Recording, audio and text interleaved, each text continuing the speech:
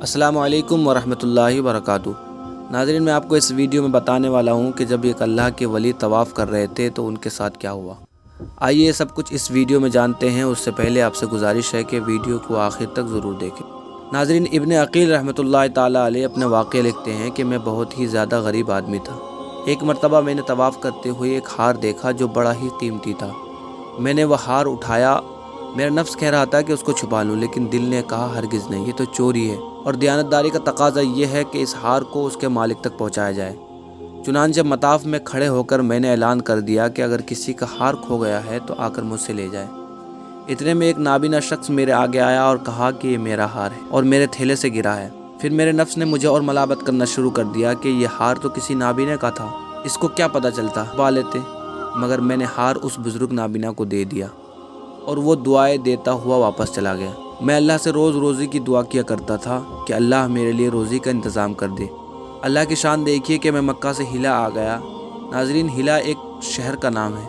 وہاں ایک مسجد میں گیا تو پتہ چلا کہ وہاں کے امام صاحب فوت ہو گئے ہیں۔ لوگوں نے مجھے کہا کہ آپ آگے ہو کر نماز پڑھا دیں۔ میں نے جب نماز پڑھائی تو لوگوں کو میری نماز اچھی لگی اور مجھے کہنے لگے کہ تم یہاں امام کیوں نہیں بن جاتے۔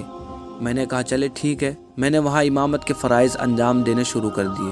تھوڑے دنوں بعد پتہ چلا کہ وفات شدہ امام صاحب کی ایک جوان بیٹی تھی اور امام صاحب وصیت کر گئے تھے کہ اس کی شادی کسی نیک اور اللہ والے بندے سے کرانی ہے۔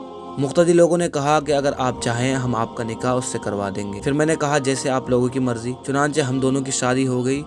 شادی کے کچھ دنوں بعد میں نے ایک دن بیوی کے گلے میں وہی ہار دیکھا جو طواف کرتے ہوئے مجھے ملا تھا اور میں نے اس بوڑھے کو واپس کر دیا تھا۔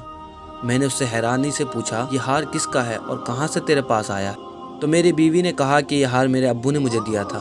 تب مجھے علم ہوا کہ امام صاحب وہی تھے جس کو میں نے طواف میں ہار لوٹایا تھا۔ پھر میں نے اپنی بیوی سے کہا کہ یہ ہار ان سے گر گیا تھا اور میں نے ہی لوٹایا تھا۔